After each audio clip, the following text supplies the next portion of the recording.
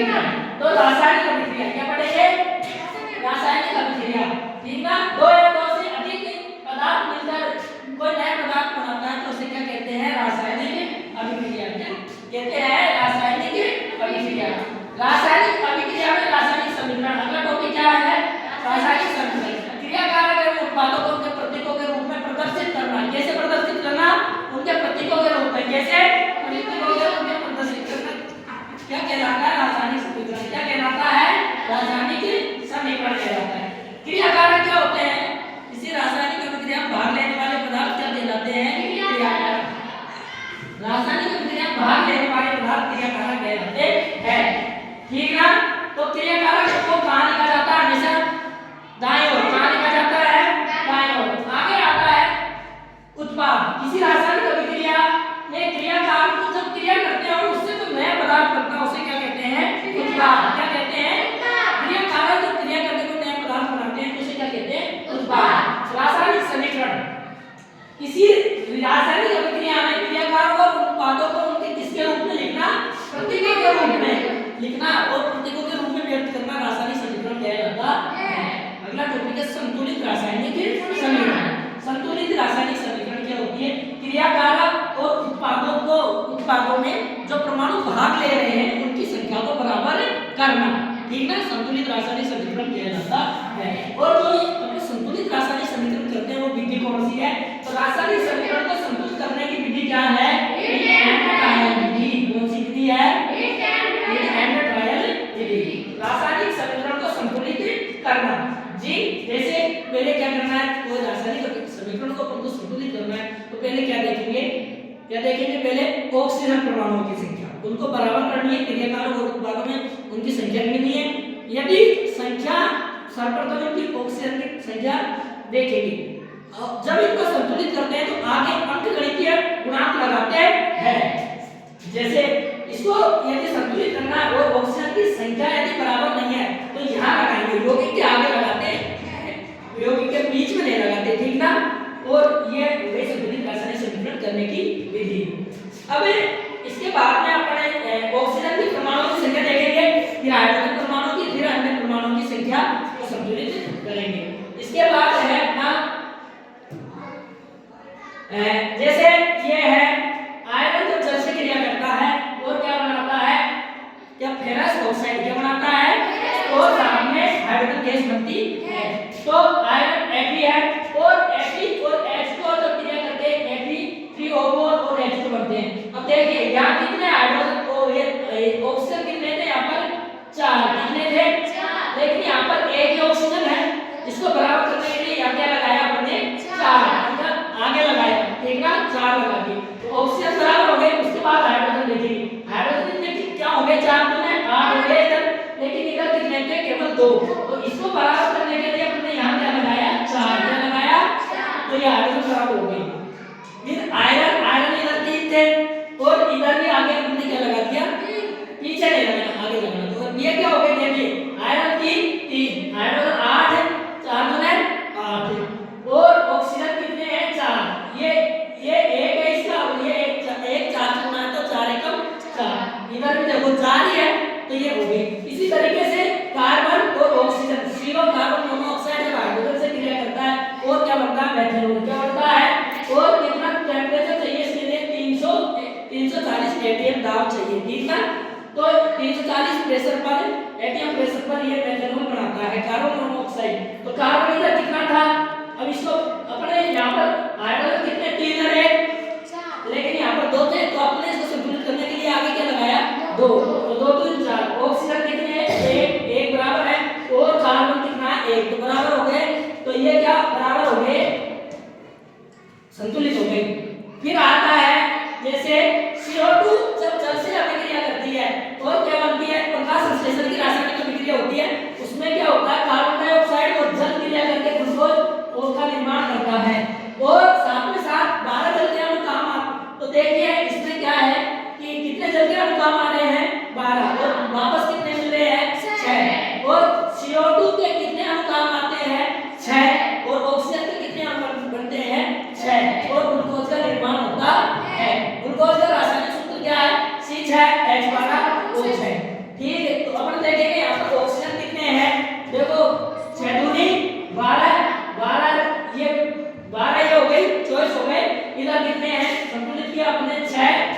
6 12 और 12 6 दूनी 12 तो 24 हो गए। इसके बाद देखिए ना हाइड्रोजन, हाइड्रोजन कितने हैं इधर 12 गुना 24, 12 गुना 2 24, इधर कितने 12 6 दूनी 12, 12 12 24, इधर उत्पादों में भी 24 है। फिर करेंगे कार्बन, कार्बन कितने हैं 6 कम 6 और इधर कितने C6 है तो 6 कार्बन है तो ये बराबर हो गया। इसके बाद अपना देखेंगे कोयले का दहन, क्या करेंगे जब कोयले का दहन होता है तो कार्बन को, दहन का मतलब होता है कि ऊष्मा निकलना, ऑक्सीजन से क्रिया करना। तो जब कार्बन ऑक्सीजन से क्रिया करता है तो क्या बनती है CO2 और साथ में क्या बनती है ऊष्मा। इसे दहन की रासायनिक अभिक्रिया कहते हैं। और क्या होता है जल का निर्माण, जल का निर्माण हाइड्रोजन, तो इसको हमने संतुलित करने के लिए दो ऑक्सीजन इधर थे, दो इधर है, बराबर है, कार्बन एक है इधर भी एक है, बराबर है। तो एक कार्बन O2 से अभिक्रिया करके CO2 और ऊष्मा बनाता है। इसके जल का निर्माण देखिए H2, हाइड्रोजन के दो अणु काम आते हैं तो H2 और ऑक्सीजन मिलते हैं H2O बनाता है। लेकिन यहाँ पर ऑक्सीजन दो थी, यहाँ पर एक है, इसके लिए अपन बराबर करने के लिए आगे दो अंकगणित लगाएंगे, गुणांक लगाते हैं। अब हाइड्रोजन 4 हो गए और इधर भी कितने हो गए 4 हो गए। आगे देखिए अपन ऊष्माक्षेपीय अभिक्रिया पढ़ेंगे, क्या पढ़ेंगे ये रासायनिक अभिक्रिया जिनमें अभिक्रिया के दौरान ऊष्मा मिलती है उन्हें क्या कहते हैं ऊष्माक्षेपीय अभिक्रिया। जिनमें जो अभिक्रिया होती है और जो क्या निकलती हो ऊष्मा क्या निकलती हो तो उन्हें क्या कहते हैं ऊष्माक्षेपी अभिक्रिया। तो उत्पादों के साथ ऊष्मा प्राप्त होती है, रासायनिक अभिक्रिया जिनमें उत्पादों के साथ ऊष्मा प्राप्त होती है ऊष्माक्षेपी अभिक्रिया कहलाती है। ऊष्माक्षेपी अभिक्रियाओं के उदाहरण देखिए क्या है, प्राकृतिक गैस का दहन, प्राकृतिक गैस क्या होती है मीथेन, क्या होती है मीथेन CH4। जब यह ऑक्सीजन से अभिक्रिया करती है CO2 और H2O बनता है। अब देखिए ऑक्सीजन के कितने O2 के, इसको संतुलित करने के लिए यहाँ ऑक्सीजन कितने थे 2, कितने थे और यहाँ ऑक्सीजन 1 3 हो गए, लेकिन इधर से 2 ही थी। अब इसको हमने आगे 2 लगा दिया तो 2 और 2 4 हो गए।